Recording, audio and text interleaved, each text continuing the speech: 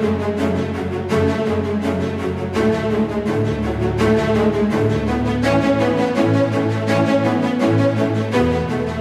Business, c'est le podcast qui parle de NFT, mais surtout de la façon dont ils vont impacter votre business.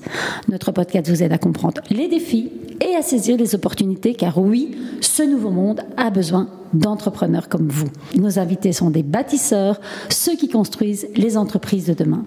Je suis Claudia Loma, experte en transformation des médias, et je présente ce podcast avec Benjamin Boutin-Spark, artiste et consultant NFT. Et aujourd'hui, nous recevons Ethan Messica, qui est cofondateur de Nilos. Alors Nilos, c'est une plateforme de gestion de revenus crypto pour les entreprises qui veulent utiliser tout l'écosystème blockchain, qui génère des revenus en crypto, comme par exemple tous ceux qui vendent des NFT, ça tombe bien. Mais pour les entreprises qui ne veulent pas gérer de la crypto-monnaie dans leur compte, pour 1000 raisons, Ethan va nous expliquer, eh bien, la solution de Nilos, c'est pour que les entreprises puissent uniquement gérer des euros ou des dollars, enfin comme on dit, de la monnaie fiat. Et Ethan, tu vas nous expliquer comment ça se passe, mais c'est intéressant. Rappelons que nous sommes à Lisbonne aujourd'hui, à la fameuse Non-Fungible Conference, qui est le plus grand événement européen pour tout l'écosystème NFT, blockchain, etc. Et il y a une énergie fantastique et on est très très heureux d'être là avec toi, Ethan. Oui, nous on est là depuis 2 jours, on a l'impression que ça fait une semaine tellement on a rencontré de gens, discuté de projets, c'est très énergisant. Ethan, ce qui serait chouette, c'est que tu expliques à nos auditeurs qui tu es et dans un second temps que tu nous expliques Nilos, évidemment. Bien sûr, déjà merci beaucoup de m'accueillir. Merci plaisir. Benjamin, merci Claudia. Je m'appelle Ethan Messica, j'ai 27 ans, originaire de Paris. J'ai un parcours qui est assez classique, j'ai fait des maths à l'université Paris-Dauphine, ensuite j'ai fait une école de commerce, j'ai travaillé dans un fonds d'investissement pendant un peu plus d'1 an. C'est là que j'ai découvert et que je suis passionné par la technologie, et j'étais essentiellement concentré sur 2 technologies. À l'époque, c'était l'intelligence artificielle et les débuts de la crypto. Donc, on est mi-2017 à cette époque-là. Et ensuite, j'ai monté une boîte de formation. Donc, l'idée, c'était de former des entrepreneurs, des gestionnaires de projets à l'arrivée de l'intelligence artificielle pour qu'ils puissent travailler avec les écosystèmes et les différents partenaires techniques qu'ils avaient. Et j'ai très vite en fait basculé en distribuant cette société de formation à travers des cabinets de conseil. Et j'ai commencé à travailler avec un cabinet de conseil qui m'a recruté. Et on a commencé à bosser ensemble. Et puis petit à petit, je me suis rendu compte que l'univers du conseil, c'était pas celui qui me correspondait le mieux. Des travaux qui me correspondaient pas forcément. Je me suis retrouvé, juste un exemple, une anecdote, mais je me suis retrouvé à Vélizy à travailler sur des sujets de comptabilité et c'était pas du tout l'univers dans lequel j'aimais. Vélizy en banlieue parisienne. Oui, exactement. Ouais. Et c'était pas l'univers dans lequel j'aimais évoluer, même si mes patrons étaient géniaux et j'ai beaucoup aimé l'expérience de travailler avec eux, mais le travail en soi n'était pas celui que je préférais. Donc je me suis retrouvé avec beaucoup de temps et avec plein d'idées et j'ai reconnecté en fait avec l'univers de la crypto mi-2020. Je tombe sur la vidéo d'un gars qui s'appelle Anthony Pompliano, qui est maintenant un youtubeur assez connu dans le milieu de la finance, qui explique que, en tout cas le titre de la vidéo, c'était Bitcoin, valeur refuge. Un Américain. Tu nous enverras le lien, on le mettra avec plaisir. Dans la description. Et en fait, c'est une des premières vidéos où je comprends en fait l'impact de Bitcoin et surtout, à l'époque, je cherchais une manière de me protéger contre l'inflation qui allait arriver à cause du Covid. Donc j'imaginais qu'il allait y avoir énormément de planches à billets qui allaient fonctionner pour pouvoir imprimer de l'argent et payer toutes ces personnes qui allaient se retrouver sur le carreau. Et je découvre cette vidéo et je me dis que c'est un bon coup à jouer. Donc en fait, je vends un peu tout ce que j'ai. Je vends ma voiture, je vends tout ce qui existe et tout ce que j'avais à l'époque et je mets tout dans le Bitcoin. Il était à 5 000 € à cette époque-là. À cette époque-là, au moment où je l'ai mis, il était à 8 000. Mais en tout cas, j'ai même fait un prêt à ma banque. Je lui ai expliqué que j'allais investir dans une voiture alors qu'en fait, pas du tout. Un jour, elle m'appelle, elle me dit c'est quoi ce Binance là, à quoi ça correspond? Je me retrouve très rapidement à avoir des problématiques de gestion même de revenus en crypto et je commence vraiment à rentrer en fait comme disait Benjamin tout à l'heure dans le terrier du lapin. Oui, attends, je t'arrête parce que c'est vraiment intéressant parce qu'on était en plein Covid, on sortait du premier confinement, on était très inquiets pour l'avenir de nos sociétés, carrément, on pensait que ce virus pouvait impacter dramatiquement les gens. Et toi, tu te dis non, au contraire, les crypto-monnaies, les bitcoins, ça va monter. Toi, tu avais une perception financière parce que c'est aussi ton background, et tu t'es dit non, les cryptos vont être la valeur refuge. Déjà, tu avais une vision, mais oui, par cet influenceur Pompliano qui est assez connu maintenant. Non, mais ce qui est rigolo, c'est que tout le monde a peur de mourir et toi, tu vas à la banque, tu fais un prêt voiture. Moi, il faut dire que je pense que j'ai une aversion au risque qui est un peu différente. Et pour répondre à ta question, c'est dans les crises que les meilleures opportunités se trouvent. Et il se trouve qu'à ce moment-là, la première réflexion que j'ai, c'est il faut que je trouve une solution à un problème qui existe. À l'époque, je vivais chez mes parents, donc je n'avais pas forcément de problématique financière. Donc c'est vrai que mon aversion au risque est complètement différente de la plupart des gens. J'ai un background où j'ai beaucoup joué au poker dans ma vie. On comprend mieux. Donc j'ai très vite fait le calcul et après j'ai passé 2-3 mois à lire des tests d'investissement sur le Bitcoin, comprendre c'était quoi le parallèle avec l'or et comprendre que Bitcoin, en fait, juste le token en soi, pas toute l'infrastructure qui va avec, avait les mêmes problématiques qu'on appelle des principes premiers liés à l'or, et que ça allait du coup pouvoir être un actif qui allait prendre de la valeur relativement au dollar ou à l'euro, qui allait en perdre du fait qu'on augmente l'offre qui est disponible sur le marché. Donc ça, c'est mes études et je pense mon background un peu financier qui m'ont permis de réaliser ça, mais encore une fois, c'était un pari. Mais c'est intéressant de voir que tous ceux qui s'intéressent aux crypto-monnaies comme Claudia et moi, effectivement, très vite, assez vite en fait, on s'aperçoit de la dimension monétaire, finalement, monétaire, financière et comptable aussi de ces crypto-monnaies qui pourraient être de prime abord intéressantes de par leur technologie ou pour acheter des NFT justement, ce qui était mon cas. Mais en fait, on est pris dans cette spirale de réflexion sur la valeur monétaire de ça qui est impressionnante. Oui, et la gestion, parce que tu expliques qu'en fait ta banquière t'appelle en te disant c'est quoi ce Binance? Et donc, est-ce que ça a été le point de bascule, enfin le point de départ de ta réflexion, de te dire tiens, au fond, si moi j'ai ce problème avec ma banque, d'autres doivent le voir? Alors, ça l'a pas été, mais maintenant que tu le mentionnes, je pense que ça a dû germer un peu dans mon inconscient ou dans ma tête. Pas du tout, parce que vraiment l'idée est venue un peu plus tard. Mais en tout cas, je me suis juste rendu compte que le marché n'était pas du tout encore assez mature pour accueillir des nouvelles initiatives qui étaient liées à la crypto, parce que moi-même j'ai dû mentir à ma banquière et j'en suis pas fier. J'espère pas, mais en tout cas maintenant elle le sait, c'est ce que j'ai vu dans ce truc. Non mais ton expert, attends, parce que c'est important ce que tu dis. Il faut dire à ceux qui nous écoutent, qui vont acheter de la crypto, que tu parlais de Binance, qui est le plus grand exchange au monde, mais il y en a d'autres, il y a Kraken, il y a etc. plein. Et les banques sont encore méfiantes et suspectes, enfin suspicieuses. Mais plus que ça, c'est qu'en France, alors je sais pas comment ça se passe en Belgique, mais en France, tu as des difficultés d'ouvrir un compte si dans ton quand tu es une entreprise crypto, c'est difficile encore. Oui, quand tu spécifies que tu as. Alors quand tu es un business, d'ailleurs c'est un sujet sur Nilo, c'est sur la boîte qu'on est en train de monter, mais quand tu es un business et que tu es flagué crypto ou NFT ou autre, tu as souvent un coup de fil de ton banquier ou de ta banquière qui est en train de te demander. D'ailleurs, tu peux pas l'avoir dans ton objet social, je pense, en France, carrément. Alors, je suis en train d'évoluer. J'ai pas beaucoup plus d'infos que ça, mais ça a toujours été un sujet. Un flag, alors tu as dit flaguer, en fait dans l'écosystème, un flag c'est donc un drapeau rouge, c'est attention, vous êtes identifié comme entreprise crypto, donc soupçonné de faire des malversations finalement. Exactement. Et donc peut-être que tu peux nous expliquer justement la naissance de la réflexion de ce business et puis l'évolution vers la concrétisation. C'est quoi le chemin en fait? Le chemin. Du coup, je rentre dans l'écosystème par ce biais-là, par le biais de l'investissement. Et donc je continue, je m'informe beaucoup, je décide de déménager en Israël. Et le jour où j'arrive en Israël, C'est indiscret de savoir pourquoi? Pas du tout. Non, en fait, plusieurs raisons. Un, Israël était le seul pays qui était ouvert vis-à-vis du Covid à ce moment-là. Deux, le soleil. Et trois, crypto-friendly. C'était crypto-friendly. En tout cas, à l'époque, il y avait une émulation autour de la tech en général, pas seulement la crypto. Et je me voyais plus essayer de développer quelque chose là-bas de grand plutôt qu'en France. Oui, il y a une Silicon Valley réellement à Tel Aviv, c'est connu. Tel Aviv, complètement. Il y a l'équivalent de ce qu'il y a en Californie. Enfin, vraiment, c'est extrêmement puissant comme. Tout est ultra similaire et il y a la plage en plus. Et tu n'avais jamais vécu là-bas, donc tu pars à l'aventure ou? Alors, j'ai déjà vécu là-bas pendant 6 mois. En fait, en parallèle de ma dernière année d'études, j'ai travaillé aussi à Tel Aviv pendant 6 mois. J'ai commencé mon premier travail dans le fonds d'investissement, ça a été à Tel Aviv. Et ensuite, j'ai très vite bifurqué à Paris. Mais donc je connaissais, mais pas plus que ça. Ok, tu connaissais en tourisme, quoi. Donc tu déménages. Je déménage et littéralement le jour où j'arrive, j'ai mon associé, donc Raphaël, actuel, qui m'appelle, qui me dit écoute, je sais que tu es impliqué dans cet écosystème-là, tu t'arrêtes pas d'en parler à tout le monde, il y a cet effet-là d'ailleurs quand on commence, on a envie de convaincre tout le monde que c'est génial ce qu'on est en train de faire. Et il me dit écoute, j'ai une idée, c'est autour des NFT, est-ce que tu en as déjà entendu parler? Moi j'avais vaguement entendu parler juste par la vente de Beeple. Je crois que 71 millions de dollars ou quelque chose comme ça. 67.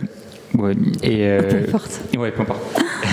Et il me dit écoute, j'ai une idée autour de ça et il faut qu'on en parle. Donc le lendemain on se rencontre et en 2 heures il arrive à me convaincre que l'idée est pertinente. Donc à l'époque l'idée était très différente. Au tout début on voulait monter une plateforme de collection qui permettrait aux utilisateurs de trader des objets physiques attachés à des NFT, donc sans avoir à les détenir.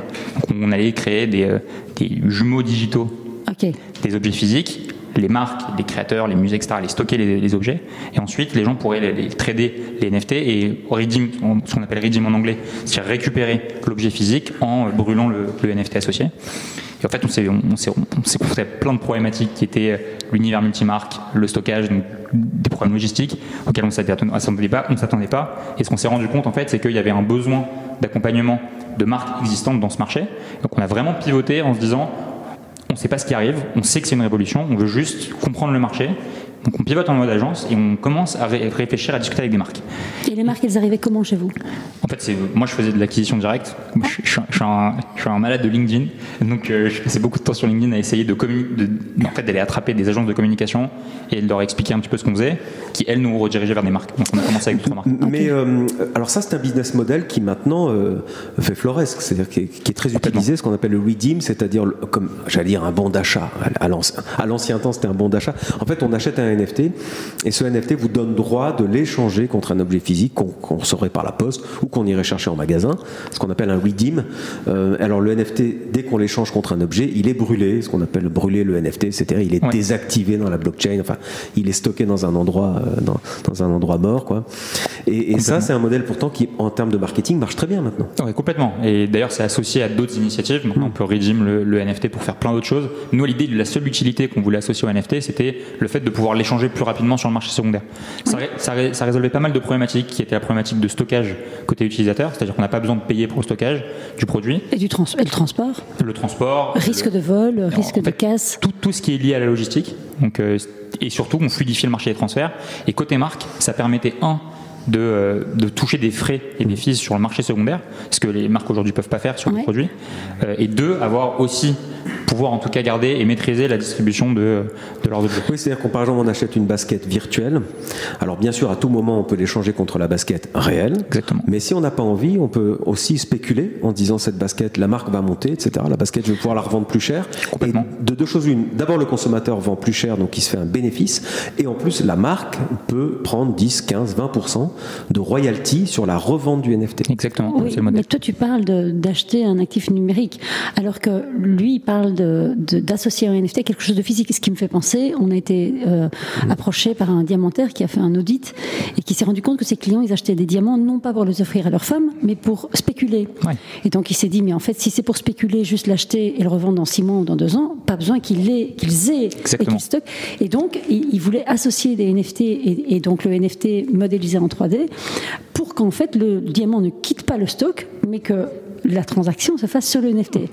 On a trouvé ça génial. Il y a un choix, il y a ça, ou alors redeem, c'est-à-dire tu peux vraiment demander à la marque de t'envoyer vraiment le produit physique, quoi. Oui. Ouais. Alors ça c'est devenu une utilité dans la plupart des projets NFT, même qui sont purement digitaux au début. C'est un artwork ou une œuvre d'art qui est créée virtuellement, qui ensuite, pour ajouter de l'utilité au projet et que les gens aient envie de l'acheter, ils disent vous pouvez récupérer une copie en physique. Donc c'est un peu à l'inverse que ça a été créé.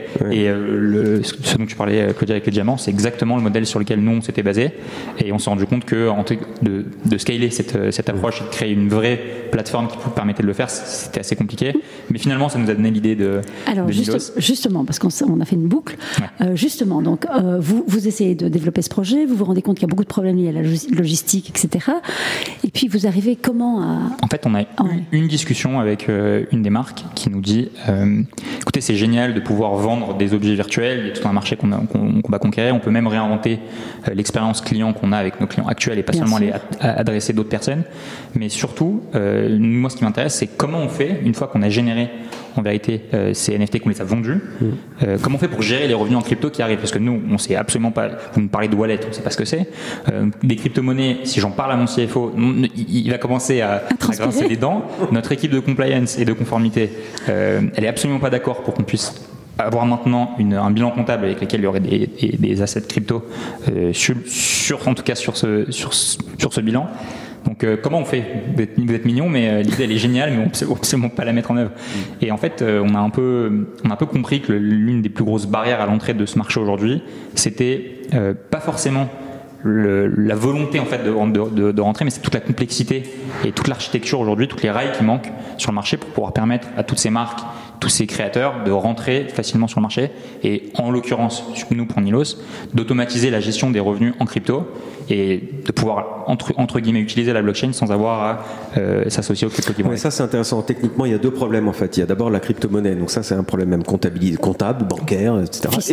Fiscal, effectivement, comment on déclare ça. Et puis il y a le problème technique, le wallet, le fameux wallet, on dit MetaMask, c'est le plus connu, mais ce wallet, qui le détient, qui a les droits sur ce wallet, comment on donne des ordres à ce wallet, est-ce qu'on est plusieurs? Alors, on a parlé dans un épisode précédent des multisig, c'était un multi-signature, donc il y a possibilité de faire ces wallets avec 4, 5, 6, 7 signatures. On en parle avec Just Mining, qui est une grosse entreprise qui propose justement de l'investissement en crypto. Mais donc, ouais, je comprends bien. Toi, tu dis, nous, on va vous résoudre tous ces problèmes en transformant directement la crypto-monnaie en monnaie fiat, comme on dit, euro, dollar, etc. Exactement. Okay. Mais donc, toi, tu veux dire qu'en fait, les agences te disaient, mais ce qui bloque, c'est pas le déploiement du projet. Le projet, les marques sont chaudes pour le faire. C'est ce qui se passe après. C'est l'organisation comptable, gestion, fiscalité, etc., qui détermine aussi le prix. Parce que quand tu sais combien t'es imposé quand tu transformes à la sortie tes cryptos en fiat, bah, peut-être que tu dois réfléchir à ça en amont pour définir le prix de ton NFT. Exactement. En fait, ce qu'on s'est vite rendu compte, c'est que le flux d'un projet, il était quasi identique pour tout le monde. C'est que c'est une réflexion qui vient en général du C-level, donc en général de très haut placé dans une entreprise, quelle qu'elle soit, qu'on rebasculait vers des équipes marketing, parce qu'en général, la première approche, en tout cas pour les marques et les créateurs, c'est de réinventer l'expérience marketing avec les NFT, et ensuite l'équipe marketing qui se fait bloquer par l'équipe financière et l'équipe légale en duo. Et donc en fait, ce flux-là, à l'époque, on avait beaucoup de personnes qui réfléchissaient du coup à l'expérience, et donc qui n'étaient pas encore passées de l'autre côté en disant, bah, on va générer de manière continue des flux et des revenus en crypto. Et donc nous, on a anticipé cette manière-là quand on a eu une marque qui était avancée avec nous. Et on s'est dit, ok, c'est le bon moment pour trouver un produit qu'on va pouvoir scaler facilement. Donc la logique, quand on était du coup une agence qui accompagnait des marques sur ce marché, c'est que c'était des offres qui étaient des offres de services. Chaque agence avait des demandes qui étaient spécifiques, donc c'était très difficile d'aller construire un produit. Et nous, on voulait absolument une expérience qui soit scalable. On est des techs de base, donc c'est vrai que donc il faut qu'on puisse dupliquer, quoi. Ouais, l'univers service, c'est pas un univers qui nous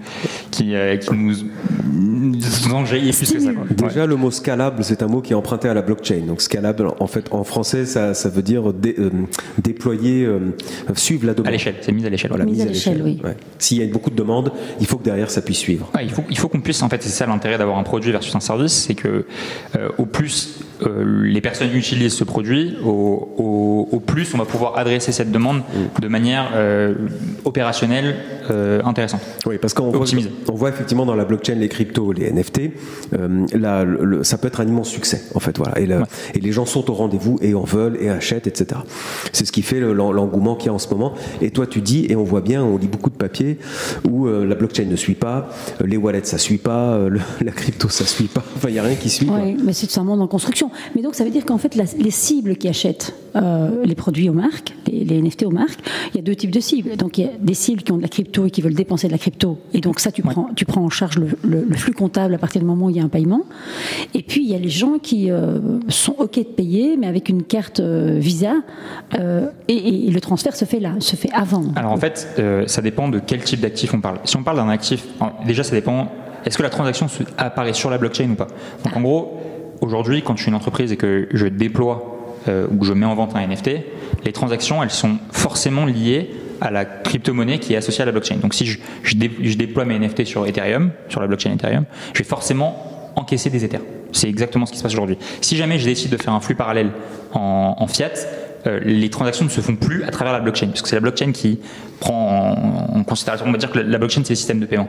Donc la monnaie, c'est ce qui émane, si vous voulez, la crypto, c'est ce qui émane de la transaction qui se fait sur la blockchain. C'est ça qui est important. Mais donc, je peux traduire un truc pour être sûr d'avoir bien compris. Hein. Yes. Donc en fait, je veux acheter un NFT, je suis obligé de me connecter à un wallet et de payer avec de la crypto. En revanche, j'ai de la crypto et je veux payer mon pain, je peux payer avec ma carte Visa qui fait la transformation. En fait, dans les deux cas, on peut payer en crypto, c'est juste que le flux va pas être le même. Donc dans le cas où tu veux acheter ton pain, ce qui va se passer, c'est qu'il va y avoir un prestataire au milieu qui va se charger de récupérer tes fiat de ta carte bancaire et ensuite de donner ou bien de la crypto, si jamais l'entreprise a envie de récupérer de la crypto, en général, ou bien du fiat directement sur donc un Stripe chez le marchand. Oui. Par contre, pour un NFT, ce qui se passe, c'est que côté marchand, c'est toujours de la crypto qu'on encaisse si jamais on est sur la blockchain. Donc, on a des prestataires aujourd'hui qui font ce qu'on appelle dans le milieu de la blockchain de l'on-ramp, c'est-à-dire je vais acheter de la crypto-monnaie, je vais acheter du fiat côté client. Si je veux par exemple payer un NFT avec une carte bleue, je vais acheter du fiat côté client et je vais donner de la crypto-monnaie côté marchand, donc pour une place de marché ou pour un vendeur de NFT. Par contre, ce que je récupère en tant qu'entreprise, c'est de la crypto-monnaie. Nous, ce qu'on comprend, c'est que du coup, ce flux qui est entrant, il y a des acteurs aujourd'hui qui se positionnent sur ce flux et c'est une technologie qui est différente parce que j'adresse en fait des utilisateurs particuliers et je leur permets de payer en carte bleue pour des assets qui sont digitaux. Donc la transaction se fait ce qu'on appelle on-chain, c'est-à-dire sur la blockchain, mais les flux de revenus qui sont générés par la marque, ils sont en crypto-monnaie, obligatoire. Nous, ce qu'on se rend compte, c'est qu'il y a plein d'entreprises qui veulent en fait vendre des NFT et qui se retrouvent du coup à générer des revenus en crypto-monnaie parce que c'est inhérent à la blockchain et qui ne veulent pas les gérer. Donc nous, on est plutôt positionné sur la partie en aval de la chaîne. Ils ne veulent pas les gérer parce qu'ils seraient considérés comme... Non, juste parce que c'est compliqué. Juste parce que c'est compliqué comptablement, en termes de conformité. Alors il y a le problème de double comptabilité en effet. Il y a un flou en fait juridique et fiscal sur les cryptos. Aujourd'hui, il y a aussi un flou, surtout sur les NFT, il y a un flou de caractérisation de l'activité d'un NFT. Par exemple, un NFT. Si c'est une œuvre d'art, on peut être imposé à 6,5% aujourd'hui en France. Par contre, on est censé être imposé sur les revenus à 30% en général. Donc, comment on caractérise l'activité d'une personne qui vend des NFT? Déjà, fiscalement, c'est un problème. Ensuite, il y a le problème de la double comptabilité parce que c'est la particularité de la blockchain, c'est que je vends un NFT en Ether, par exemple, c'est à la fois mes revenus, à la fois un actif. Donc, je suis censé être fiscalisé et imposé sur mes revenus, mais après, je détiens des Ethers que je convertis une semaine après. S'il y a eu une plus-value, je suis censé payer sur la plus-value aussi. Donc, ça fait une double imposition. Donc, c'est une double imposition, c'est un double événement comptable, en fait. Et tout ça, ça crée des problématiques que les marques et les créateurs qui ne viennent pas de Web3 et qui n'ont pas l'habitude en fait, de gérer ces flux, n'ont pas envie d'avoir à gérer. Et c'est des sacrés freins, parce que quand ils prennent conscience de ça, en fait, aujourd'hui, c'est exactement la réflexion qu'on a eue et la réflexion qu'une des marques a eue, et c'est ça qui nous a donné une idée. Mais c'est intéressant parce que tout ça se passe derrière, en back-office, et bien souvent, le client n'a pas du tout conscience. Quand on voit maintenant le printemps des marques immenses qui proposent des NFT, mais bien souvent, c'est via un wallet, d'ailleurs Ariani par exemple, qu'on a reçu, mais évidemment le client il paye en carte de crédit tout simplement, et tout est transparent, le wallet est géré par Ariani, donc c'est sur un smartphone, on voit son NFT qui apparaît, mais on se rend pas du tout compte que derrière il y a des flux de crypto-monnaie, des flux blockchain, etc. Et d'ailleurs nous avec Claudia à chaque fois on se dit que l'avenir de tout ça, l'avenir des NFT dans quelques années, c'est que les gens posséderont des NFT sans même le savoir, sans même savoir que c'est sur une blockchain, sans même savoir qu'il y a de la crypto-monnaie, etc., etc. Les meilleures innovations, c'est toujours quand il y a une couche d'abstraction sur la partie technologique qui te permet en vérité de magnifier et de rendre meilleure l'expérience utilisateur. De fluidifier l'expérience. Et en fait, c'est ça qui fait en fait onboarder la prochaine génération de personnes qui utiliseront la blockchain. C'est des expériences comme ça. Alors c'est pas très décentralisé évidemment, mais parce que ça aussi les gens qui s'intéressent au blockchain, à l'écosystème se disent c'est génial, c'est tout décentralisé, on est tous gestionnaires de son propre argent, de son propre NFT, de ses propres NFT, mais toi tu dis, et moi je crois beaucoup à ça aussi, évidemment qu'il va y avoir de la centralisation, évidemment qu'il faut aider les gens à rentrer dans ce secteur. En revanche, il faut dire aux gens, c'est toujours sur la blockchain. Donc, à tout moment, vous pouvez récupérer vos assets digitaux. Inviolable. Oui, mais si on veut s'extraire de la centralisation, on peut à tout moment quand même tout gérer soi-même. On peut. Oui. Pour les entreprises, c'est particulier, ils ont des besoins qui sont différents, nous on adresse les entreprises. Les particuliers, il faut faire la distinction entre la philosophie et le pragmatisme. Et oui, philosophiquement, le fait de gérer toi-même ton argent, et donc ils disent nature keys, nature money, on dit ça dans le monde de la crypto, mais en vérité, si nous on a une logique d'adoption, il faut absolument qu'on fasse converger aujourd'hui l'expérience utilisateur donc de Web2 des expériences classiques pour permettre aux gens de facilement rentrer sur le milieu, plutôt que de se dire on va éduquer tout le monde à la gestion de leur propre portefeuille, la gestion de leur propre argent, parce qu'aujourd'hui les gens ne sont pas habitués à faire ça. Aujourd'hui, si j'ai un problème à ma banque et que je me fais hacker ou retirer, c'est la banque qui est responsable. Et donc expliquer aux gens que c'est eux qui sont responsables de leur argent, ça peut marcher, mais ça va prendre beaucoup de temps. Oui, et puis tout le monde n'a pas envie de ça. Oui, tout simplement. Je trouve qu'il faut quand même être connaisseur et maîtriser la technologie. Oui, puis il faut avoir envie. Il faut vraiment avoir envie. Il faut avoir envie. Faut comprendre la philosophie. De prendre cette responsabilité, ce risque. Pour Nilos, donc les entreprises qui t'approchent aujourd'hui, c'est des PME, c'est des petites boîtes ou c'est vraiment carrément des grosses boîtes déjà qui sont intéressées par cette solution? Alors en fait, nous, on a une stratégie. On se rend compte aujourd'hui que la majorité des marques, et des très grosses marques, des entreprises, quelle qu'elle soit la taille, si elles n'ont pas de connaissances blockchain, elles passent à travers des intermédiaires qui sont ce qu'on appelle des studios NFT ou des agences marketing qui ont une ascendance ou on va dire un côté NFT. Et donc nous on passe plutôt avec ces gens-là en packageant des offres où eux créent la partie expérience marketing et nous on crée la partie plutôt légale financière. C'est un hack de notre côté parce que ça nous permet de distribuer à beaucoup plus de monde et plus facilement. Ça nous permet de parler à des agences qui sont de taille moyenne, donc facilement avoir accès au CEO de ces agences-là, et ça nous permet aussi d'éviter les cycles de vente de 6 à 8 mois pour les très grosses marques qui devient très compliqué. Et oui, bien sûr, les grosses marques vont d'abord se tourner vers leur agence de com traditionnelle, exactement, qui elle-même va sous-traiter à une agence de com digitale, qui peut-être elle-même, qui est très Web 2, qui elle-même va sous-traiter à une agence de com. On est sorti de ça, et c'est exactement pour ça qu'on est sorti de ça. Et toi, tu fais des deals avec des agences Web 3 qui t'embarquent dans la solution globale. Exactement. Et qui disent aux marques, ne vous embêtez pas, on a la solution, vos cryptos, dès que vous les recevez, hop, c'est transformé en fiat. Et ça rentre dans la comptabilité instantanément en fiat. C'est comme s'il n'y avait pas eu de... Il n'y a pas de trace. Il n'y a pas de trace crypto, oui, c'est ça, il n'y a pas de trace. En vérité, nous, on absorbe toute la partie crypto. Donc ce qui se passe, c'est que la marque, elle voit uniquement des virements venant de Nilos en fiat ou en dollars. Si elle définit en tout cas que l'ensemble des flux qui arrivent en crypto dans le wallet sont redirigés en fiat. Après, on peut définir un seuil. Par exemple, on peut définir qu'il n'y a que 50% qui est redirigé en fiat et le reste en crypto-monnaie dans le wallet. En capitalisation alors? C'est-à-dire la boîte garde la crypto. Oui, la boîte, exactement. Elle peut décider de garder la moitié des Ethers qui sont... Vous pouvez faire du stacking. À terme, complètement, ouais. C'est une possibilité de pouvoir du coup devenir comme une banque, de pouvoir permettre de capitaliser sur l'argent qui est stocké chez nous. Vous êtes comme Visa, je sais, c'est un gros mot que je te dis, mais enfin... Non, mais complètement, l'objectif c'est d'être exactement comme Visa. C'est d'être le Visa des NFT finalement. Ah, c'est génial, on tient la baseline. On se définit beaucoup comme Stripe aujourd'hui. Comme Stripe, oui, c'est ça, qui est le système de paiement. Ouais. Ethan Messica, la Visa du Nouveau Monde. En fait, c'est pas moi, mais... Oui, enfin c'est Nilos, mais je veux dire, ce qui est vraiment puissant, c'est ce que tu dis. Je trouve que c'est la crypto. La boîte pourrait décider, la marque pourrait dire, ok, on en prend la moitié en fiat, mais l'autre moitié crypto, on reçoit des Ethers. Ben, les Ethers, on y croit. On veut investir en Ethers, donc on garde nos Ethers. Oui, mais attends, parce que imagine, je suis une boîte, je dis, ok, je prends 50% en fiat, 50% capitalisation en crypto. Ouais. Mais est-ce que c'est la boîte qui garde ses cryptos ou est-ce que c'est vous qui gardez ces cryptos? C'est vous. On garde ces cryptos pour la boîte. Parce que lui, il ne peut pas les garder au Sinolipsan. Exactement. Bravo. Okay. Nous, on est obligé on travaille avec ce qu'on appelle un custodian. Donc, c'est des gens qui sont responsables et qui ont des licences pour pouvoir garder les fonds d'une entreprise. Donc, nous, on est construit sur ces plateformes-là. Il y a une plateforme en Israël qui s'appelle Fireblocks qui travaille sur cette partie-là. Donc, nous, on a le droit aujourd'hui de stocker les fonds d'une entreprise. Et évidemment, nous aussi, on est en train d'obtenir les agréments nécessaires en France et ailleurs. Mais la marque, elle n'a, en tout cas, elle a le droit de stocker son propre argent si elle le souhaite. Ouais. Mais l'idée, c'est qu'elle souhaite avoir un partenaire de confiance qui le fasse. Et vous, votre siège social est en France? Alors nous, il est en Israël, mais on a créé différentes sociétés ailleurs, en France. Tu parlais de Fireblocks. Je crois Fireblocks fait la sécurisation pour Kraken aussi, pour des exchanges. Oui, exactement. Alors aujourd'hui, ils ont une très grosse offre qui est plutôt institutionnelle, bancaire. Ouais. Justement, j'imagine qu'à un moment donné, tu dois garantir de la sécurité à tes clients. Ouais. Ça se passe comment? Qu'est-ce que tu leur racontes? Qu'est-ce que tu fais? Pour le moment, justement, le fait de travailler avec Fireblocks, ça les rassure énormément. Oui, ça, c'est un prestataire extrêmement célèbre, enfin très réputé dans la sphère crypto, Fireblocks. Ouais. Il sécurise pour des gros exchanges, donc je disais, je crois même Binance aussi. Enfin, donc ils sécurisent les échanges crypto. Ouais.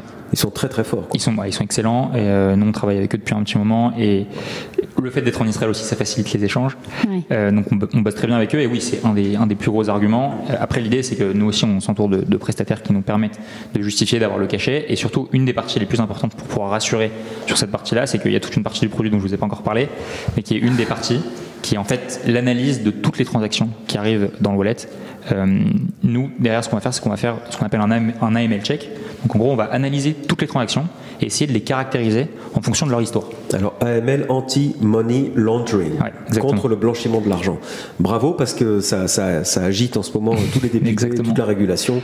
Ils ne parlent que de ça. La problématique, nous, elle est venue de l'autre côté de la fin de la chaîne. C'est-à-dire que les banques, pour qu'elles puissent accepter nos virements à nous, il faut qu'on puisse justifier de l'origine des fonds et de la traçabilité des fonds.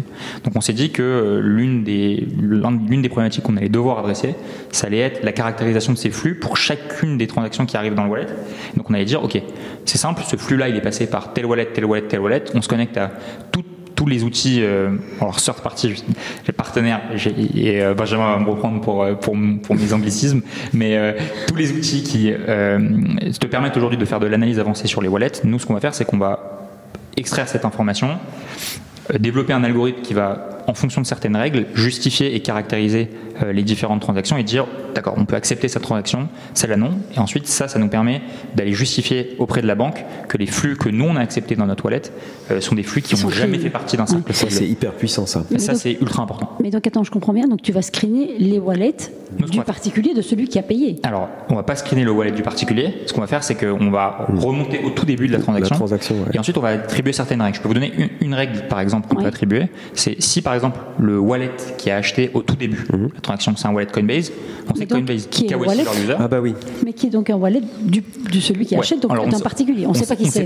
Oui. En fait, c'est quoi la différence entre la blockchain et le système actuel? C'est que la blockchain, on connaît tout l'historique de la transaction, on ne sait pas qui est le détenteur du wallet. Alors que c'est l'inverse aujourd'hui dans le monde réel. Dans le monde réel, on KYC les utilisateurs, mais on ne connaît pas l'historique. Okay.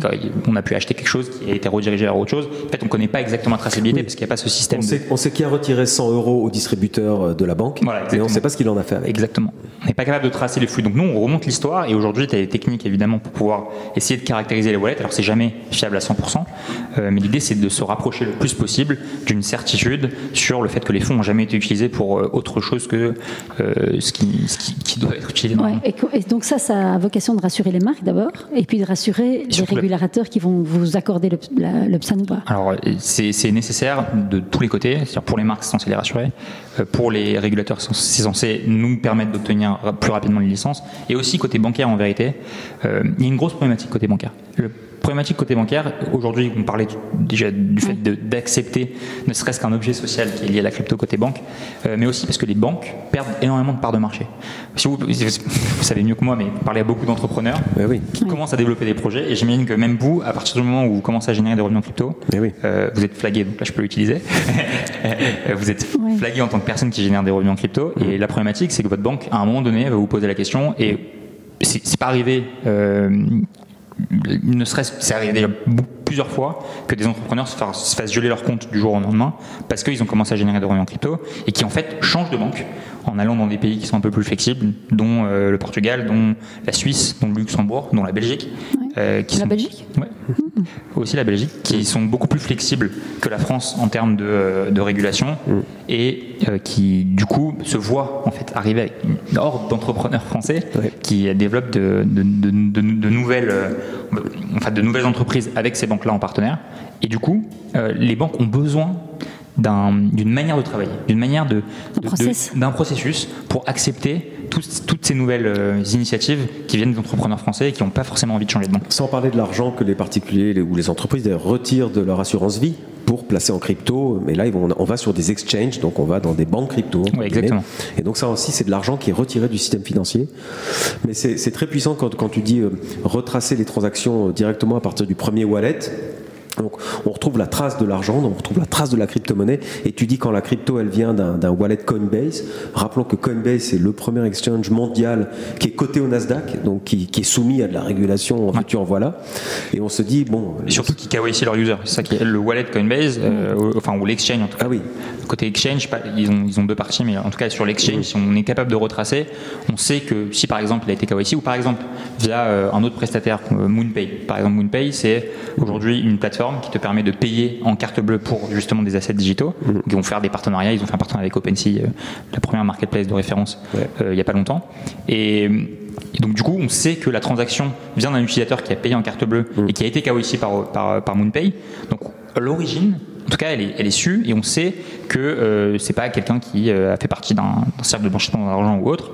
Donc c'est une règle qu'on va pouvoir prendre en compte dans le moment où on va générer ce rapport de conformité. Progressivement, oui, le KYC, c'est Know Your Customers. En gros, ça veut dire qu'on donne sa carte d'identité et une preuve de domicile à la personne à qui on achète de la crypto, enfin à l'entreprise à qui on achète de la crypto. Donc évidemment, exactement. Si après on est sur un blacklisté, à ce moment-là, même à la limite, l'exchange peut vous refuser de vous vendre de la crypto s'il voit que vous êtes sur des fichiers, des listings, quoi. Oui, tout comme une banque d'ailleurs. Oui, comme une banque, mais donc effectivement le Coinbase, alors Coinbase c'est un gros exchange, ils ont aussi un wallet, et le wallet aussi pour l'utiliser il faut s'identifier, et de toute façon toute la régulation va pousser à ça. En ce moment, c'est d'ailleurs le sujet. En ce moment c'est le sujet en Europe, et on a vu que l'Angleterre là depuis ce matin proposait un hub crypto. On se dit c'est incroyable, l'Angleterre va devenir une exception aussi en Europe. Ah oui, ils sont plus en Europe. Ils sont plus en Union européenne, mais enfin ils sont encore pas loin de nous, mais c'est très rassurant. Donc toi tu proposes effectivement de réassurer tout le monde, d'assurer la marque, d'assurer les acheteurs, les consommateurs. Je pense que c'est obligatoire pour faire du développement de business. Revenons-en, les ambitions. Pour nous, ouais. Devenir le plus grand acteur mondial qui permet en tout cas à toutes les entreprises qui génèrent des revenus on-chain, donc en crypto-monnaie, de pouvoir à un moment donné s'affranchir des problématiques crypto, qu'elles soient comptables, financières, fiscales et légales. Ok, et tu nous disais tout à l'heure que vous êtes pour le moment donc 5, on est au tout début de l'histoire. Oui, on est loin encore du leader mondial, mais on y va petit à petit. Oui, mais c'est le début. Hein. Donc, et justement, tu me disais aussi que vous recrutiez, et donc quel genre de profil pour construire le monde? Pour le moment, on est très focus sur la partie technologique, donc on recrute exclusivement des profils techniques, des software engineers, donc des développeurs, des personnes qui sont les têtes pensantes aujourd'hui du produit, et aussi des personnes légales. Donc on a recruté un Head of Compliance en France qui lui va gérer toute notre partie légale, et donc on a cette dualité entre la partie technique et la partie légale plutôt. Et quel type de management? Donc, parce que j'imagine que tout le monde est en remote. Alors non, on n'est pas tous en remote. Les software engineers, donc la partie tech, aujourd'hui on a un parti pris qui est à l'encontre un peu de toutes les idéologies full remote, parce qu'on se dit qu'en fait on crée une meilleure culture d'entreprise et des personnes en tout cas plus heureuses si on a une culture hybride. Donc on a une culture qui est moitié remote, moitié on-site, en Israël. Et pour le développement commercial, vous avez l'ambition de toujours passer par les agents Web3 ou à un moment donné d'aller en fait, c'est une bonne question. En direct. Non, aujourd'hui on a l'ambition évidemment à un moment donné d'avoir une stratégie qui serait du direct sales, donc directement passer via les entreprises quand le marché sera un peu plus mature. Mais aujourd'hui c'est à la fois l'unique accès pour les marques et c'est à la fois le plus gros acte d'acquisition qu'on puisse avoir. Donc aujourd'hui l'idée c'est de multiplier les partenariats avec toutes les agences de communication et voir ensuite itérer en fonction de là où le marché le va aussi. Ok, donc pas partout dans les pays où vous êtes installés en fait. Ouais. Pour le moment on peut s'adresser à toute l'Europe. Il y a quelques pays dans lesquels on ne peut pas travailler, donc les États-Unis pour le moment, la Chine, la Russie, comme beaucoup de monde. Mais sinon, on commence avec l'Europe, mais on a un marché adressable qui est quasi mondial. Oui, mais les États-Unis, tu dis, c'est surprenant parce qu'on dit c'est un marché ouvert, mais pas du tout en fait. Les États-Unis, c'est pas du tout ouvert, et ils sont très protecteurs et conservateurs, et ils protègent leur industrie, leurs propres acteurs, etc. Les États-Unis, c'est vraiment ultra compliqué de pouvoir rentrer. C'est pour ça qu'Ariani disait c'est toujours beaucoup plus facile quand tu as un bureau là-bas et que tu as ton siège social là-bas et puis que tu décides de venir sur l'Europe. C'est clairement à un moment donné une stratégie de développement pour nous d'avoir un bureau aux États-Unis avec les équipes là-bas. Il faut montrer qu'on s'investit dans le pays, etc., qu'on recrute localement, etc. Mais tu parlais de culture hybride, c'est intéressant parce que dans le Web3, Dieu sait si on en parle toute la journée du Web3, et souvent il y a ce fameux remote, c'est-à-dire tout le monde travaille de chez soi. Mais toi tu dis non, on veut construire une culture d'entreprise. Alors on peut être hybride, donc on peut faire un peu les deux, moitié au bureau, moitié chez soi. Mais c'est intéressant, tu penses que c'est un modèle qui est pérenne, ça, de la culture hybride, c'est comme ça que ça va vraiment évoluer? Se développer? J'aimerais que ça se développe de cette manière-là. Je ne sais pas exactement si ça va le faire. En tout cas, je pense qu'il y a du bon dans les deux mondes en fait. Et je vois pas pourquoi on devrait forcément s'orienter vers un seul des deux mondes. Le full remote, on a vu ce que ça a donné avec le Covid. Parce que les gens se sont isolés. L'une des raisons les plus importantes pour lesquelles on va au travail, c'est l'aspect social. Faut aussi se rendre compte de ça, c'est que on perd toute interaction quand on reste uniquement chez soi. Donc l'idée, c'est pour nous, en tout cas, en tant qu'entrepreneur, en tant que patron, avec des guillemets, c'est de pouvoir faire en sorte que toutes les personnes se sentent à l'aise dans leur travail et l'aspect social est ultra important. Donc moi, j'aimerais que ça aille dans cette direction. Après, il y a des contraintes. Il y a des entreprises qui, par exemple, ne peuvent pas fonctionner avec un lieu physique. Je sais pas, une DAO, par exemple. J'imagine que c'est beaucoup plus logique d'être full remote, logistiquement parlant et même idéologiquement parlant. Si j'ai envie de pouvoir travailler de n'importe où dans le monde, je peux le faire. Donc pas besoin de me retrouver sur un lieu physique. Mais nous, on est vraiment dans une situation différente. On est entre les deux mondes. D'ailleurs, ça va bien avec notre boîte. On est vraiment en transition. Oui, tu fais le pont. Exactement. On est un pont. D'ailleurs, en anglais, on se définit comme un financial bridge. Donc c'est le pont financier. Ouais, intéressant. Et question aussi qui m'intrigue, c'est tu n'es jamais en contact direct avec le client à travers l'agence. Donc, parce que le client, il doit avoir full question, j'imagine. En fait, on est en support. Okay. Dans le cas où la marque a des questions financières. Donc en général, moi j'interagis au moment où la marque nous pousse, enfin l'agence nous pousse, okay. Côté marque, quand la marque se pose des questions. Donc je suis là en rendez-vous avec l'agence, je leur explique, voilà, financièrement ça se passe de cette manière, comptablement ça va se passer de cette manière, fiscalement ça se passe de cette manière. Donc en fait c'est l'argument de vente côté agence pour réassurer la marque. Donc en fait c'est pour ça que les agences ici acceptent de bosser avec nous, c'est que c'est un énorme argument de vente. Oui, c'est un fameux levier parce qu'en fait ça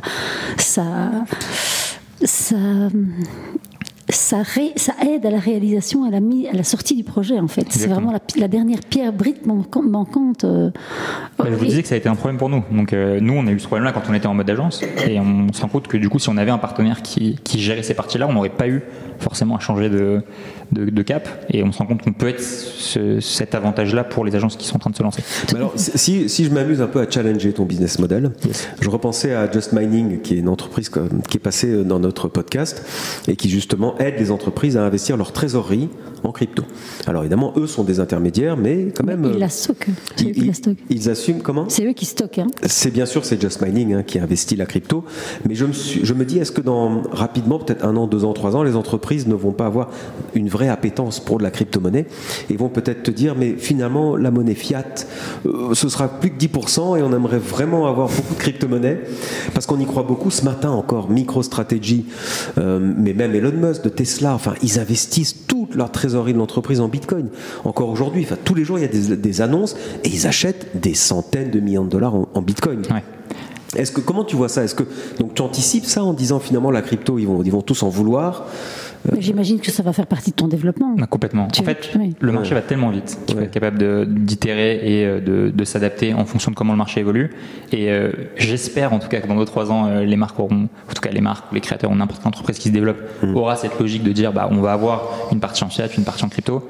On ne sait absolument pas comment le marché va se développer. Moi, ce que je pense, c'est qu'une solution comme la nôtre, elle peut aider à ces réflexions beaucoup plus rapidement que les réflexions qu'elles ont aujourd'hui, parce qu'on va leur permettre de s'intéresser à l'écosystème, à la technologie, au cas d'usage. Comprendre, et une fois qu'on a ça, une fois qu'on a cette compréhension-là, on a envie de comprendre comment techniquement ça fonctionne et d'adopter des cryptos, pourquoi pas directement. Ouais. L'ambition, c'est vraiment à terme, je pense que pour le moment, on a développé la boîte avec un cas d'usage qui est très concret, qui nous permet d'avoir en anglais qu'on appelle des quick wins, c'est-à-dire des gains rapides pour adresser le marché et commencer à créer de la confiance. Mais à terme, on va, à mon avis, évoluer vraiment vers une banque, en fait, une banque qui serait à la fois crypto et à la fois fiat, dans lequel, un peu comme Revolut Business, tu pourrais faire des virements depuis ton compte en banque directement sur un wallet, ou de faire de ton wallet sur ton compte en banque et générer un IBAN associé à ton compte crypto. Et en fait, à terme, l'idée, ce serait que tu gères de la crypto ou des fiat, tu as une vue unifiée sur Nilos. C'est intéressant que tu parles de Revolut, parce que c'est les fameuses néobanques, N26, Revolut, etc. Mais Revolut ira plus vite sur la crypto. Mais en fait, ce sont des gens qui ont des licences bancaires qui vont vers la crypto, mais toi, tu es un pur player crypto qui va vers la banque. Exactement. Et en fait, à un moment donné, les deux vont se rejoindre au milieu, et peut-être même, il y aura des fusions, il va se passer des choses incroyables. C'est certain. Aujourd'hui, il y a beaucoup de mouvements sur ce marché. Ne serait-ce qu'il y a quelques semaines, on a Stripe qui rentre aussi énormément sur ce marché. Il y avait PayPal avant. Tous les acteurs en vérité qui sont en transition, qui sont au milieu, qui l'ont fait pour Web2, rentrent sur la crypto. Ils peuvent plus ignorer en fait le marché.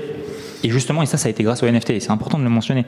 Tous les changements qui se sont passés dernièrement, ça a été grâce au NFT. Et la raison pour laquelle ça a été le NFT, c'est qu'à la différence de il y a 3-4 ans, où en fait tous les cas d'usage étaient plutôt orientés sur la partie financière. C'est qu'on parlait tout à l'heure de la finance décentralisée, mais la finance centralisée, c'est réservé à un pool de personnes qui sont extrêmement compétents et qui, donc, de facto, tu peux pas avoir une adoption massive en tout cas de la compréhension de la blockchain quand c'est des cas d'usage qui sont extrêmement compliqués comme la finance. Déjà, il faut être cultivé financièrement et ensuite, il faut comprendre la technologie. Oui. Mais là, le NFT, comme ce qu'on fait, c'est qu'on bridge la culture avec la blockchain. Et quand tu fais ça, tu intéresses tout le monde. Et c'est pour ça qu'on voit en fait un afflux de marques, de créateurs qui venaient pas forcément de ce monde-là, juste au moment où les NFT se démocratisent. Et c'est pour ça qu'on a besoin de solutions comme nous qui arrivent maintenant et pas avant, parce qu'on a des entreprises Web 2 qui veulent rentrer dans Web 3, qui sont des marques, des créateurs, etc. Ouais, intéressant. Vous allez lever des fonds ? Alors sur ça, je peux pas trop en développer. On est en processus. Ouais. Oui, parce qu'il y a de l'innovation, il y a de la technologie, il y a, j'imagine, des brevets, il y a de la compétence très pointue. Oui, complètement. C'est en cours. Pour l'instant, on peut rien annoncer, mais c'est en cours. Oui. Okay. Ce que je veux dire, c'est que vous êtes déjà très innovant. Enfin, vous prenez une position très innovante, parce qu'effectivement, dans les NFT, comme tu dis, c'est un milieu qu'on suit de près, et personne ne nous parle de ces problématiques. Les gens disent, vive, oui, il y aura de la crypto qui va rentrer, très bien. Oui, mais pas que ça. Le légal, nous, on est souvent approchés par des gens qui ont des projets. Et tu te rends compte qu'en fait, ils sont très loin dans leur projet, ils n'ont pas pensé au légal. Tu te dis, mais attendez, mais c'est la base, en fait, on démarre de là, normalement. Et donc, parce que si tu penses au légal, tu es très vite bloqué, en fait. Tu te rends très vite compte que tu ne peux rien faire. Il faut mettre des conditions générales de vente dans les smart contracts. Et déjà, ça aussi, c'est bloquant. Il faut penser à tout. Et si on pense au NFT, il y a toute la partie propriété intellectuelle, toute la partie crypto. Et tout ça, rien que déjà, c'est un énorme frein pour la plupart des gens qui se lancent. Donc les gens en fait se disent, écoute, on met des œillères pour le moment, on avance, le temps que le régulateur et que l'administration nous rattrape, on aura le temps de s'adapter, ou alors on se fera taper sur les doigts, mais c'est pas grave. Oui, après ça dépend de l'ampleur du projet. Aussi. Si tu as un petit projet isolé que tu fais en one shot, tu peux avancer à l'aveugle et te dire ok, je profite du Far West. Clairement, je peux t'assurer que sur la partie comptable et fiscale, il n'y a pas une entreprise qui est pas en train de se dire bon, écoutez, on essaie de faire les choses dans les règles, mais au pire, c'est pas très grave, on verra ce qui se passe. Ah d'accord, ça c'est intéressant. Ok. Oui, parce qu'il n'y a pas de règles. Encore une fois, c'est un flou et pour tout le monde. Oui, mais c'est intéressant que tu dis ça, parce que l'écho que j'en avais moi, c'était les entreprises européennes et a fortiori françaises ne rentrent pas ou très peu dans des projets de peur d'une régulation trop dure. Toi, tu parles des entreprises qui sont installées complètement. Ouais. Les très grosses entreprises, un Nike ou un Adidas, ils ne vont absolument pas avoir cette démarche-là. Mais les entrepreneurs comme moi qui se lancent et qui accompagnent par exemple des créateurs ou des marques, ils veulent se lancer, ils voient l'opportunité, s'ils voient un frein sur un flou juridique, ils vont pas s'arrêter. Tu parlais de Nike, alors Nike est très célèbre pour avoir racheté Artefact, qui est un studio Web3, un studio NFT, pur NFT quoi. Ils se sont lancés il y a 1 an et demi et puis au bout de quelques mois ils se sont fait racheter par Nike. Et justement, alors Nike a dû se dire on rachète une petite start-up pour prendre pied là-dedans, pour essayer de voir, d'observer, mais évidemment ça rentre pas du tout dans les bilans, enfin c'est pas du tout ça rentre pas dans les comptes, c'est juste une expérience pour eux. Pour le moment, c'est leur pied dans la porte dans l'univers crypto. C'était aussi pour faire du bruit. Et je pense évidemment c'est à un moment donné pour diversifier leur offre, qui va être une offre purement digitale, et d'avoir Artefact qui est une des références. Je pense que le pionnier sur cette partie en fait streetwear, métaverse comme on l'appelle maintenant. Ça va les aider à conserver leur position de leader. Ouais, ou Visa qui achète un CryptoPunk juste pour dire, voyons, on est avec vous. Ça, c'est du marketing. C'est plus du marketing, ouais. Oui, alors que pour Nike, je trouve que bien sûr, c'est un gros coup de marketing, mais je pense qu'en fait, ces gros titans, ils ont aussi besoin de comprendre le fonctionnement. Et c'est en faisant qu'on comprend, c'est en entrant dedans. Et on a vraiment l'impression que ce sont des marques qui pourront très facilement lier le physique et le digital et oui. Donc il y a des coups, évidemment, il y a des gros coups de marketing, mais j'ai pas l'impression que c'est que ça chez Nike. C'est aussi parce qu'ils ont très peur. En vérité, on se rend compte, ils ont très très peur de louper le coche. Il y a beaucoup, en tout cas, le marché est drivé par un mot clé qu'on appelle FOMO, donc Fear of Missing Out en anglais. Et donc la plupart des marques aujourd'hui qui rentrent sur le marché, c'est par peur de louper une opportunité qui, les rendrait has-been, et deux, verrait des concurrents et des gens les dépasser fortement. Et en fait, moi, ma conviction personnelle, c'est qu'on verra les Disney, Nike et Adidas de demain, ils viendront de Web3. Et c'est le cas, par exemple, c'est un cas d'école. Le cas de Bored Ape Yacht Club qui maintenant est valorisé 5 milliards après ne serait-ce qu'une seule année de création. Ils ont créé une propriété intellectuelle qui maintenant est quasi mondiale. C'est un cas d'école pour toutes les marques qui n'ont pas encore fait le pivot vers Web3. Et pour moi, les géants de demain, en tout cas, ils viendront de ce côté-là.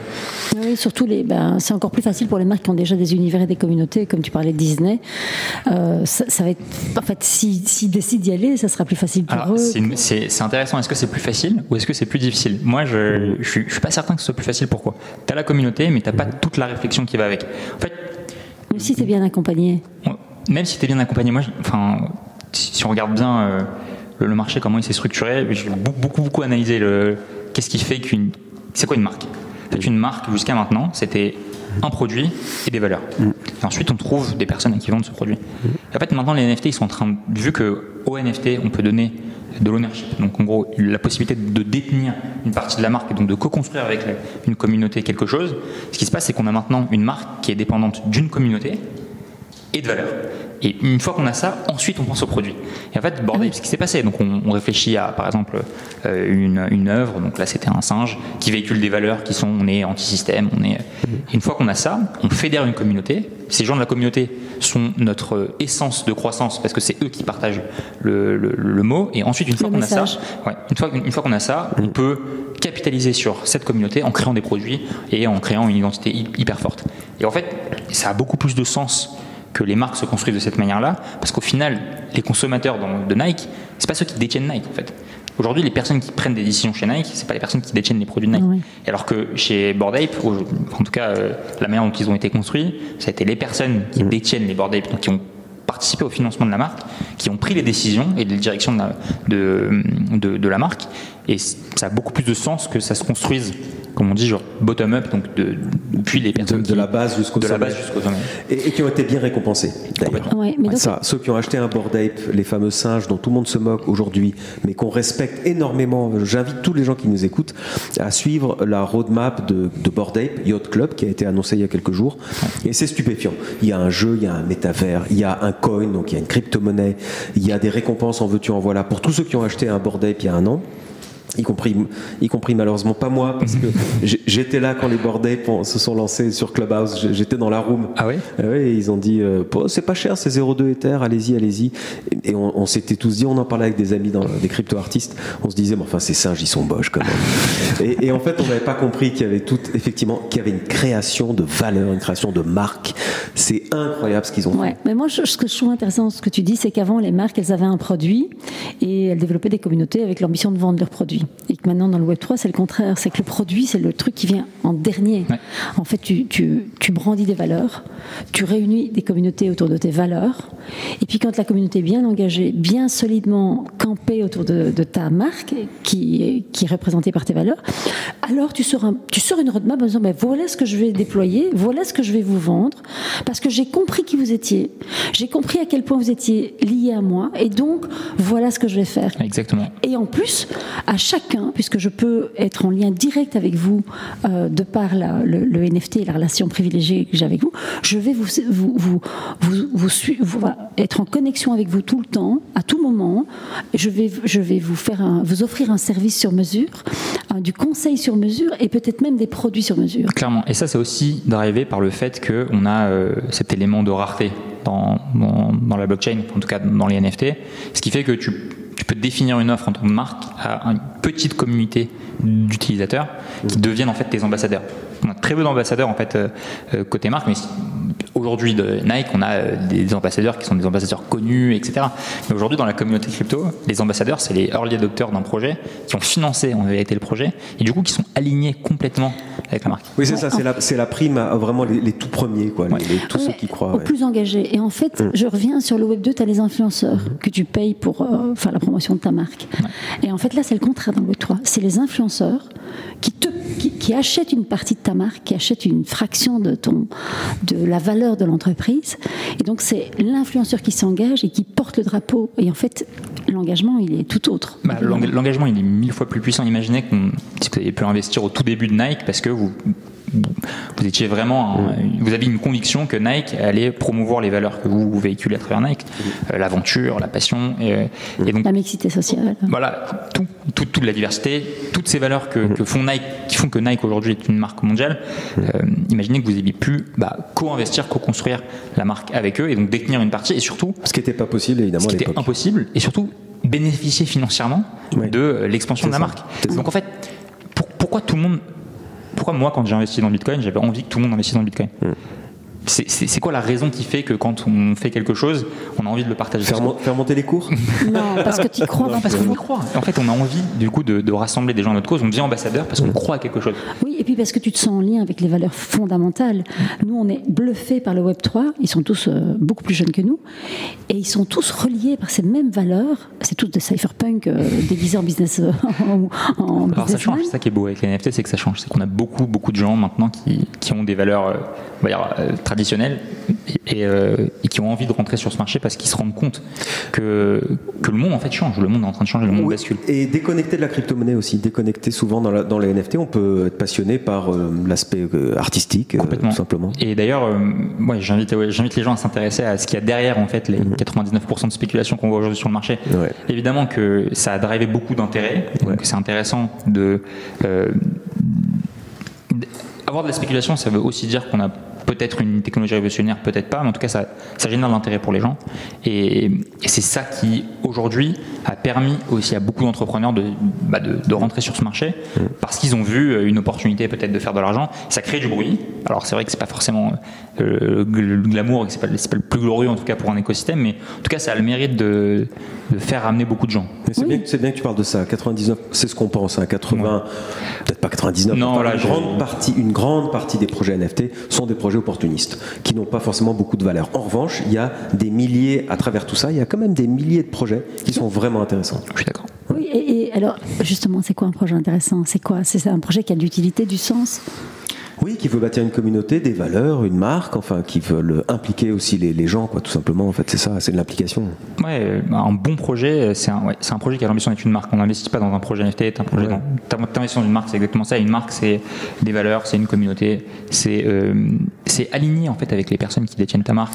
Et c'est des récompenses de mille manières. Il n'y a pas que forcément toujours vouloir gagner plus. On est récompensé par un NFT déjà. On est récompensé parce qu'il y a une soirée, on est invité à une soirée, on est invité à rencontrer des gens. En relation privilégiée avec la marque. Et en fait, je te rejoins sur... tout à l'heure, tu m'as un peu contredit. Je retiens. Non, mais je te retiens. En fait, c'est quand même plus compliqué quand tu viens du Web 2. Parce qu'en fait, tu as des mécanismes pour construire une marque. Et à un moment donné, il faut désapprendre. Il faut désapprendre pour comprendre les nouveaux codes, les nouveaux besoins, les nouveaux impératifs, pour justement soit te faire perdurer ta marque, soit te la transformer, soit en créer d'autres.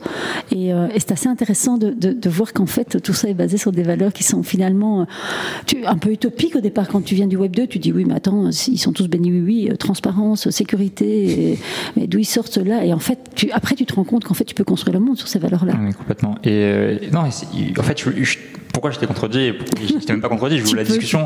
C'est juste que je me rends compte que pour faire une transition, déjà, tu dois changer de mentalité, et ça prend du temps. C'est exactement, désapprendre, c'est exactement ça. C'est pas seulement désapprendre personnellement, mais c'est aussi faire déconstruire et changer la mentalité de tout le monde dans ton entreprise, parce que tu dois convaincre tout le monde que tu prends la bonne direction. Et il y a aussi, techniquement parlant, reconstruire et déconstruire ce que tu as et pour reconstruire de manière plus pertinente, en tout cas si jamais tu veux évoluer là-dedans. Alors qu'une nouvelle marque qui part sur feuille blanche, forcément, elle peut déjà construire depuis le début avec les bonnes pratiques. Et en fait, on voit sur le marché, quoi. Bored Ape, c'est exactement ce qu'ils ont fait. Exactement, oui, tout à fait. Ouais. On revient un peu sur Nilos parce qu'on arrive à la fin du podcast. On arrive à la fin et on se dit que Nilos a une vision beaucoup plus globale finalement que ce système de paiement ou de transfert fiat crypto. Je vois que vous pouvez aussi intervenir sur une vision beaucoup plus stratégique finalement sur tout ça. Parce que je reviens sur ça, j'ai une question. Donc, quand tu stockes la crypto de ton client, tu garantis quelque chose, tu le fais fructifier. Alors à terme, c'est important. Là, à terme, c'est important d'assurer les fonds des clients. C'est un des produits aujourd'hui qui n'est pas encore couvert. C'est comment on fait si jamais il y a une fuite ou un hack ou ce genre de choses. Il faut être capable d'assurer les fonds. Aujourd'hui, c'est pas le cas. D'ailleurs, c'est le cas pour quasiment aucune des entreprises. Si on se fait hacker aujourd'hui, c'est pour le compte de la marque ou pour le compte de l'entreprise. Mais à terme, c'est de développer comme la banque des produits d'assurance qui te permettront en cas de hack, de pouvoir récupérer tes fonds. Ok, mais même pas que ça. Ça se passe comment? Ton client, il est prêt à affronter une crypto qui va perdre de la valeur? Est-ce qu'il te responsabilise par rapport à ça ou pas du tout? Nous, Nilos, déjà, en tout cas, la majorité des clients avec lesquels on va travailler vont sortir 100% des flux crypto qui arrivent. Donc, en tout cas, c'est les premiers clients avec lesquels on travaille, justement, c'est ceux qui veulent la blockchain sans la crypto. Donc, eux n'ont pas cette problématique-là. Et ensuite, aujourd'hui, vu qu'on automatise la gestion des flux crypto parce qu'on a un wallet, on a une sorte de wallet intelligent dans lequel on peut programmer des choses, tu peux décider que tout ce qui rentre en monnaie volatile et soit payé par exemple en stablecoin, et à ce moment-là, tu fiches les revenus pour une marque. Et ça, tu peux le faire à chaque fois que les fonds arrivent dans le wallet. Dès que par exemple on a $5,000 qui sont arrivés dans le wallet, on les swap automatiquement en stablecoin. On se protège contre la volatilité. Et ça, c'est un sujet pour la plupart des marques, et ça te permet aussi de résoudre le problème comptable dont on parlait tout à l'heure. C'est le fait qu'une fois que tu fiches les revenus, fiscalement, c'est beaucoup plus simple. Oui, tout à fait. C'est intéressant, j'entends ça aussi dans des projets NFT, dans les galeries d'art. On veut du NFT, mais pas de la crypto-monnaie. C'est exactement ça. Pas de la blockchain. Et en fait, c'est intéressant. Et moi, j'aime bien le voir comme deux pays différents. En fait, imaginez qu'il n'y ait pas de change ou d'ambassade entre deux pays. Et comment on fait si jamais j'ai envie de payer en dollars quand je suis en France et qu'il n'y a pas de change? Ça devient très compliqué. Ça devient vraiment un enfer. Et aujourd'hui, il n'y a pas d'ambassade, il n'y a pas de change. C'est difficile en tout cas. C'est vraiment pas simple de pouvoir le faire quand on est une entreprise. Donc on a besoin d'un acteur qui fait office d'ambassade. Et Nilos, ça peut être cette ambassade. C'est une belle image, pour terminer ce podcast. Tu vois, on a déjà passé 1 heure ensemble. C'est vrai que c'est passé vite. Ethan, on aurait pu encore te poser. Moi, j'ai plein encore de questions à te poser. J'ai encore une question importante parce que tu dis que tu n'es pas en contact direct avec les marques, mais s'il y a une marque qui nous écoute et qui se dit, moi j'ai un studio, ils m'ont pas parlé de ça, je vais aller trouver Ethan, ils peuvent venir en direct? Alors en direct, évidemment, avec plaisir. Justement, l'expérience est conçue pour les agences et pour les marques, donc il n'y a aucun problème. Ils peuvent me trouver sur LinkedIn, Ethan Messica, sans problème, ou Nilos Datio. On mettra le lien. Très bien, merci beaucoup Ethan pour cette entrevue. Ouais, on a appris encore beaucoup de choses grâce à toi, c'est vraiment génial. Je vous remercie à tous celles et ceux qui nous écoutent. On vous demande un petit service, mettez-nous 5 étoiles si vous voulez bien sur notre podcast. Ça nous aide, ça nous encourage, ça nous fait remonter dans les algorithmes et merci. Oui, tout à fait. Donc 5 étoiles, un avis, et aussi on a un site internet nftbusiness.tech.